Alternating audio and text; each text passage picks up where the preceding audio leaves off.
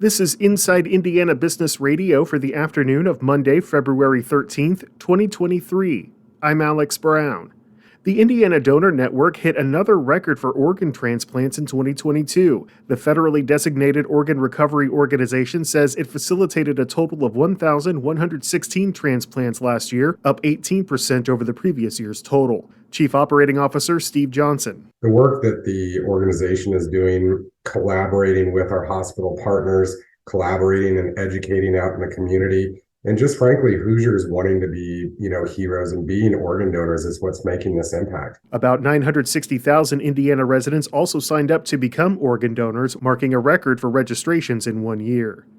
The Merrillville-based Dean and Barbara White Family Foundation is committing $50 million for the Undergraduate Institute at the Daniels School of Business at Purdue University. As a result, the institute will be renamed the Bruce White Undergraduate Institute after the founder and chairman of White Lodging Services, who died last month. Purdue said the commitment will serve as the lead gift to the effort to reorganize the School of Business, which was first announced last September. The gift is also the largest monetary contribution ever made to the university's School of Business.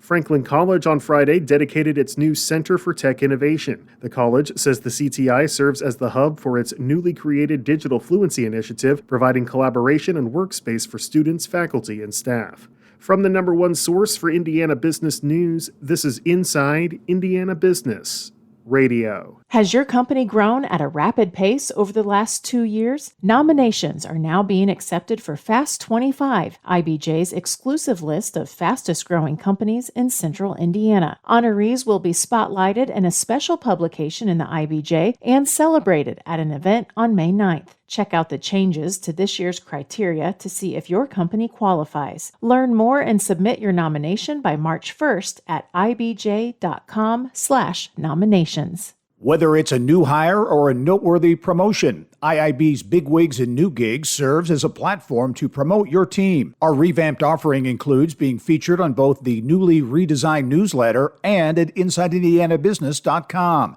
Subscribers to the Business News subscription save $10 off every listing. Plus, you can save $100 by bundling your submission to IIB with the Indianapolis Business Journal or the Indiana Lawyer. More at InsideIndianaBusiness.com.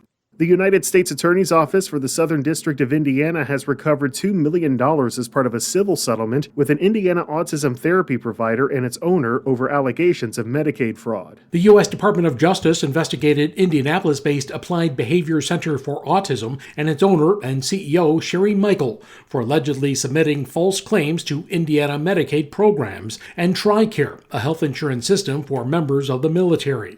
The company provides autism services throughout Indiana and operates 12 centers. The Justice Department accused the company of submitting false claims to the government through several fraudulent billing schemes. According to the complaint, the schemes included submitting upcoded, concurrent, and duplicate claims, claims for services not covered by TRICARE, and claims already paid by third-party sources. The DOJ says the estimated loss to the Medicaid program was approximately $348,000, and the estimated loss to TRICARE was more than $625,000. The company has agreed to pay $2 million to resolve the government's allegations, which includes double damages and some of the government's investigative cost. U.S. Attorney Zach Meyer's office says ABCA denies all liability in this case. The office says investigators did not uncover any evidence of injury or harm to patients as a result of the alleged conduct. Wes Mills, Inside Indiana Business Radio. Philadelphia Eagles offensive coordinator Shane Steichen is the leading candidate to be the next head coach of the Indianapolis Colts, according to a person familiar with the team's decision. The person spoke on condition of anonymity Sunday because Steichen was coaching the Eagles in the Super Bowl in its 38-35 loss to the Kansas City Chiefs, and a deal hasn't been completed. ESPN and CBS reported Sunday that the Colts notified several candidates over the weekend that they were no longer in the running for the job because they had decided on a candidate. The Colts reportedly had a list of more than a dozen candidates they considered. Craft beer is a $1.6 billion industry in Indiana that employs more than 10,000 Hoosiers across more than 200 breweries. But several, including some well-known names, have closed recently. Brewers of Indiana Guild Executive Director Julia Whitson says it's an industry in transition, but one that's still growing. For every brewery that's shutting down, we have another one kind of opening up. Yep. It really is a brewery is kind of a staple in your community. It's where people go to gather and have dinner and meet friends. And so I don't see the growth slowing down anytime soon. Indianapolis-based Sun King Brewing Company is one Hoosier brewery that's continuing to grow. The brewery has opened its first tap room in Florida, with a production operation currently in the works. Porter County residents will have a chance to learn more about a proposed solar farm later this month. Lakeshore Public Radio's Michael Gallenberger reports. NextEra Energy Resources is scheduled to give a presentation about its proposed Malden Solar Farm at the February 27th County Commissioners meeting. So far, Commissioner Jim Biggs says he isn't a big fan of the idea. I think one of the benefits of this particular county is that it still holds on to a rural flavor to it. And, eating up thousands of acres for either wind or solar is losing that attractive part of us, that identity. But NIPSCO says moving to renewable energy could bring benefits.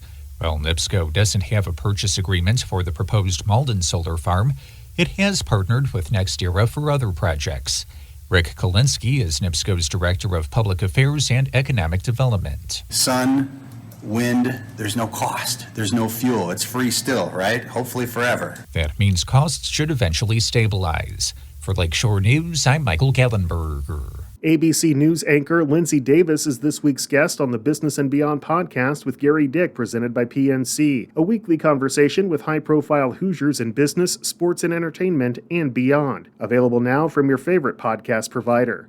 I'm Alex Brown for Inside Indiana Business Radio on Demand.